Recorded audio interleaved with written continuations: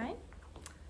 I am doing a vent check and setup for my patient Marcus Mariota, who is a 33-year-old male who is 5'5". He is currently in transport to me, so I'm able to read over his chart and everything before he gets here to get things set up. He is an admitting diagnosis for status asthmaticus with impending respiratory failure. He has severe persistent asthma with poor medication compliance. He's anxious, has a high heart rate, high respiratory rate prior to intubation, high blood pressure. His SpO2 is 85 on high flow oxygen. He has minimal air movement and silent chest. His ABG pre-intubation, had a low pH, high PaCO2, low PaO2, and an almost out of the range on the higher side bicarb. And SaO2 is 83%, which is an acute respiratory acidosis with severe ventilation failure. And his ETT was placed emergently. I am going to be using my test lungs for this, so I have been told to set them up with my resistance 250 and my compliance set to the first and second spring, which I already have.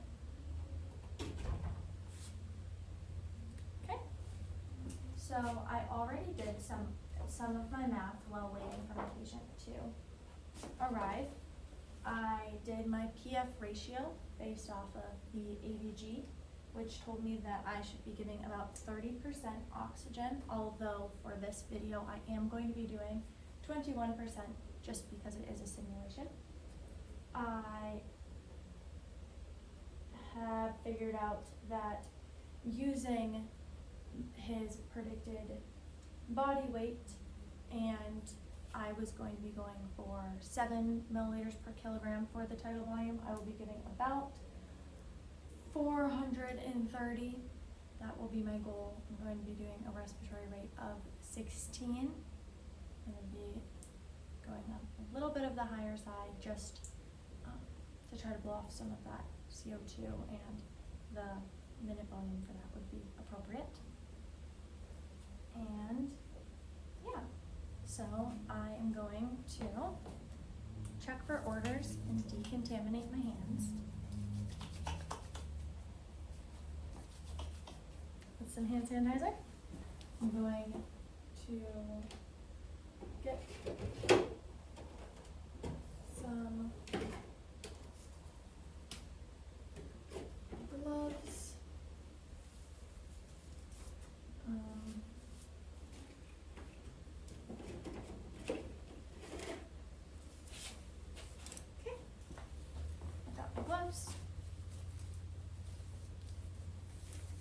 And put this on prior to touching the equipment.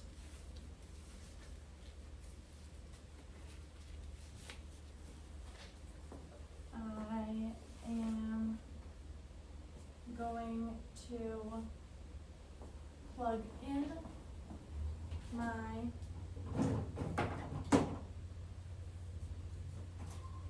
ventilator with medical air.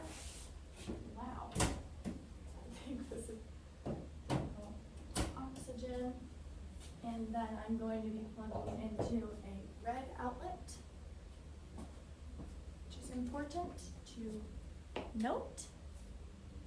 So I am also going to be making sure before my patient arrives that I already have emergency medical equipment set up and in the room, such as suction and extra tube and bag and mask, which I would hook up to an oxygen source. I am now going to turn on my ventilator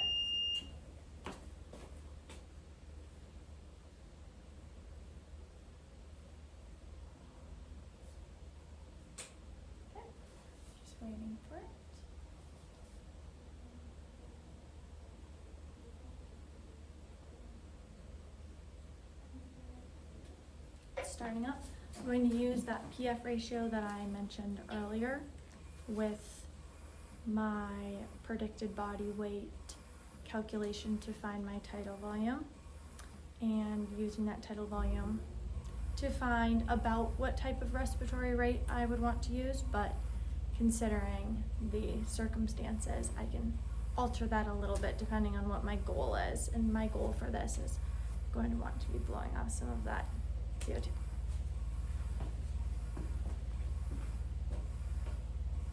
I am now going to plug in this information here. I have got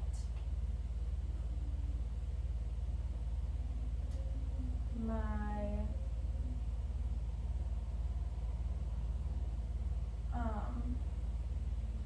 predicted body weight.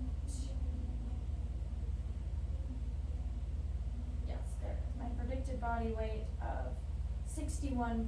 I just had my math on the other paper, but 61.5, so I'm going to plug that in for the height. It's adult male. I am going to be in the SIMV, and I'm going to be in volume mode. I have my backup rate and everything set up. I'm going to have my tidal volume target be that 430. I could even go 442. Confirm, because I am in that middle range using that 7. I am going to turn my oxygen to that 30% that I found from my PF ratio. So I would set it to that, but because I'm doing this as a simulation, I am going to be using that 21%. I'm going to make sure that my alarms seem appropriate, not too large, not too small.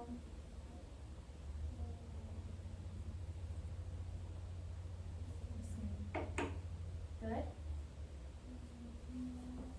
So now I have my patient. I'm going to not have my patient, well, I'm going to act as if my patient has just come, but I would not have my patient be sitting here with a tube just sitting. I would either have someone be bagging the patient, or the patient would come in using a transport vent, and I would make that transfer pretty quickly over. I also would be taking largely into consideration what settings they had the patient on already, because it says like prior to intubation and pre-intubation on here, so so I'd take that into consideration and see how that's been working for them too. So I would quickly make that transfer over, but for today I'm going to be using a test log. I am going to check that my tube is appropriate. I will check the depth of the tube, which is appropriate. I would check the cuff pressure using a manometer. Seems good. I have my suction, and my suction is already set up from earlier, which is good. And I would have the tube secured, but for this lab I won't. So I am going to hook it up to my test lung that I prepared earlier, and I am going to exit out of the lab.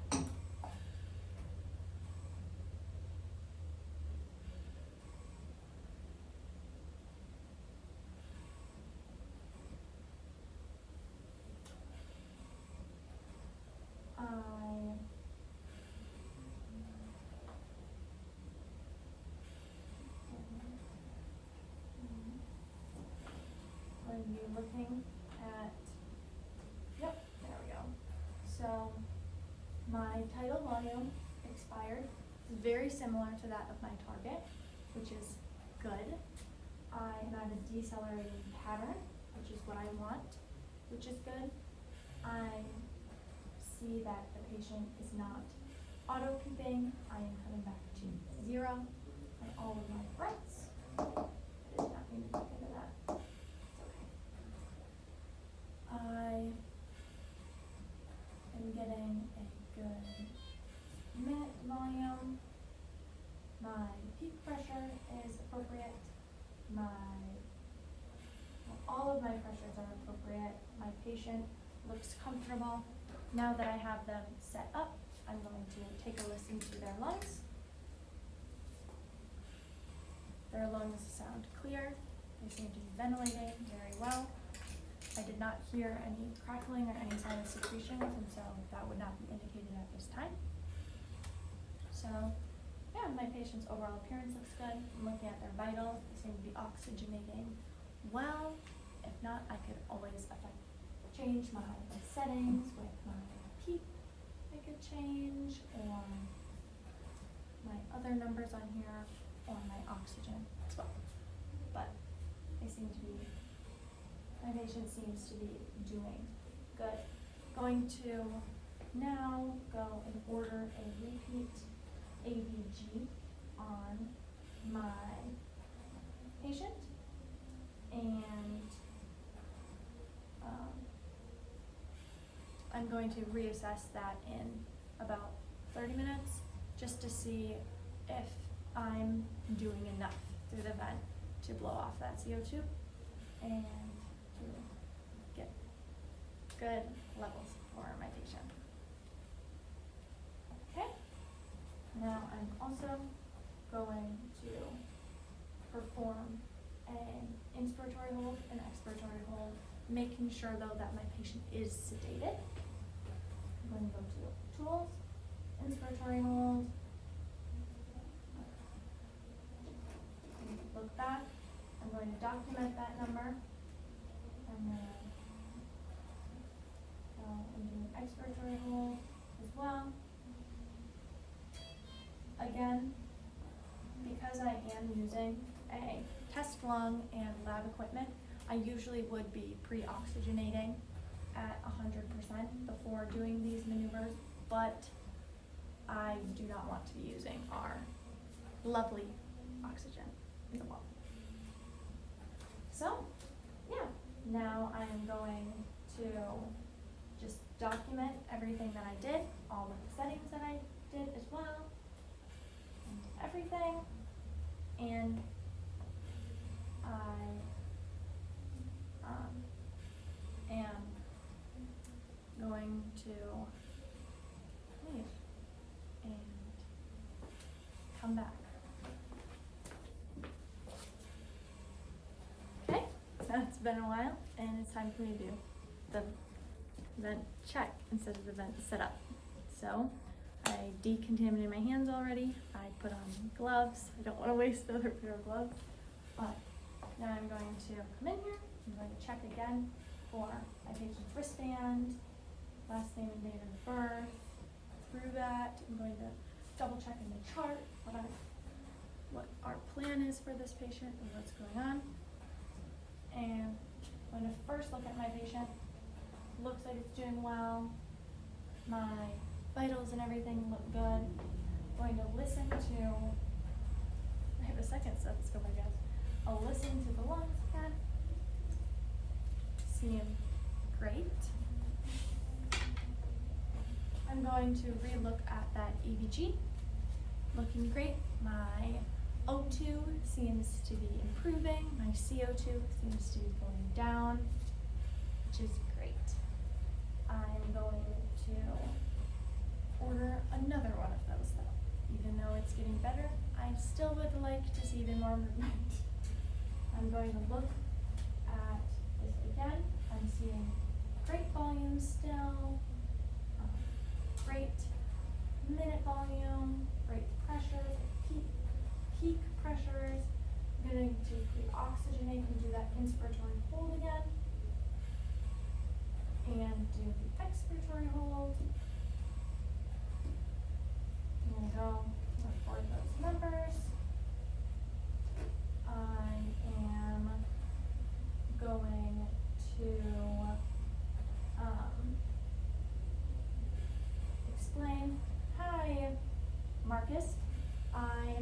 here, checking on your vents and your volumes, pressures, to make sure that everything is still doing great and you're still ventilating well on these settings.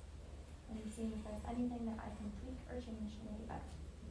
When you go into your alarms, I'm gonna look, make sure those are still appropriate as well. And they are. I am going to also be suctioning my patient if that is indicated as well. But when I listened again, it was clear, which is great. I am going to look and check again. Is my patient auto-heating? No. Now that it's been sitting here for a while, if I have a non-heated circuit, does my H&E need changing? No. If I am on a heated circuit, do I need to be emptying out any condensation or anything in here? No. I would also kind of know that with looking at my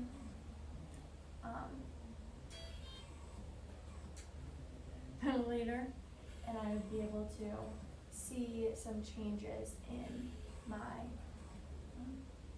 lines, some kind of squiggles and stuff that would show that there is something in here, or it can also show that there's something in there that I gotta get out. One or the other, or other things too. So, yeah, I am also going to be checking that my head of the bed is raised 30 degrees or higher, that 30 degrees, which is good, just like before. I am